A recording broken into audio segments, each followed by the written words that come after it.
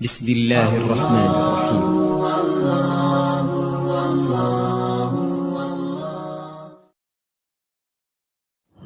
Bismillahirrahmanirrahim.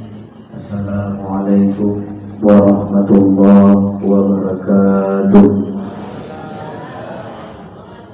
Alhamdulillahirabbil alamin, wassalatu wassalamu ala asyrofil anbiya'i wal mursalin wa ala alihi wa sahbihi ajma'in.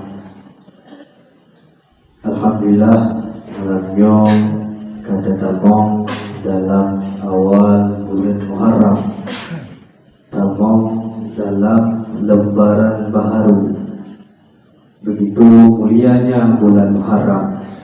Oleh Allah menjadikan bulan ini sebagai salah satu daripada 4 bulan haram. Bismillahirrahmanirrahim.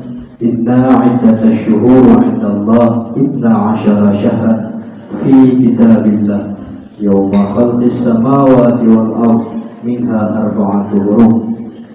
Sesungguhnya jumlah bulan menurut Allah ialah 12 bulan, sebagaimana dalam ketetapan Allah pada waktu menciptakan langit dan bumi.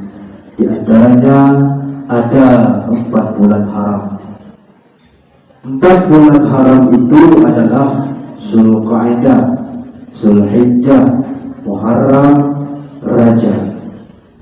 Yang dimaksud bulan haram adalah bulan yang di dalamnya diharamkan berperang, diharamkan berbuat yang tidak, bulan yang suci di mana segala amal ibadah dilipat gandakan.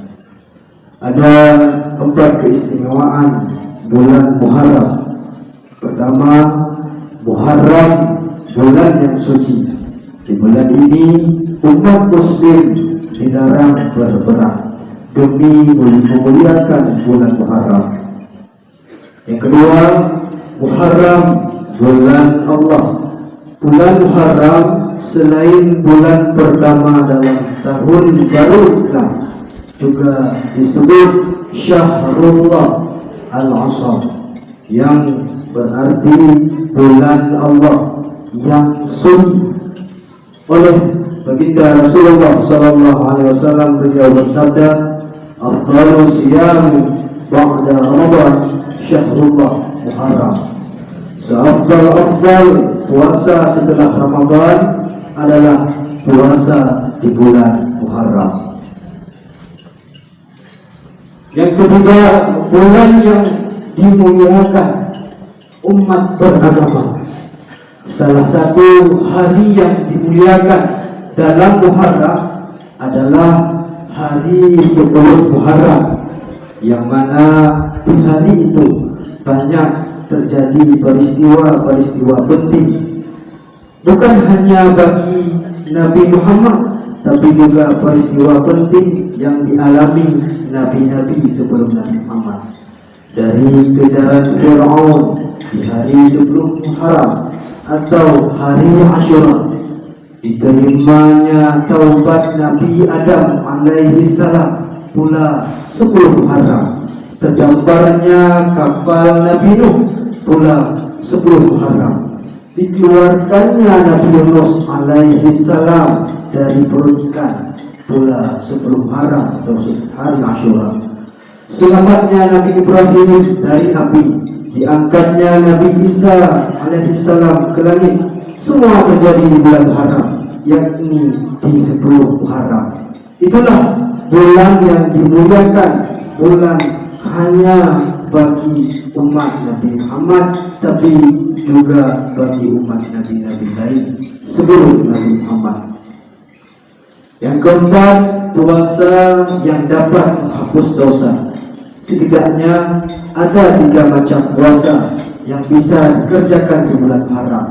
Puasa tersebut adalah puasa Muharram, dimulai tanggal 1 Muharram, yaitu puasa Tasu'a, puasa di hari ke-9 Muharram, dan puasa Asyura pada 10 Muharram. Secara khusus oleh Rasulullah menyebutkan keutamaan puasa Asyura, yaitu dapat menghapuskan dosa selama setahun. Su'ila an shaum yaumi Asyura faqala yukaffir as-sanah al-madiyah. Oleh Rasulullah ditanyai tentang puasa Asyura, beliau menjawab, puasa Asyura bisa menghapus dosa setahun yang telah lalu.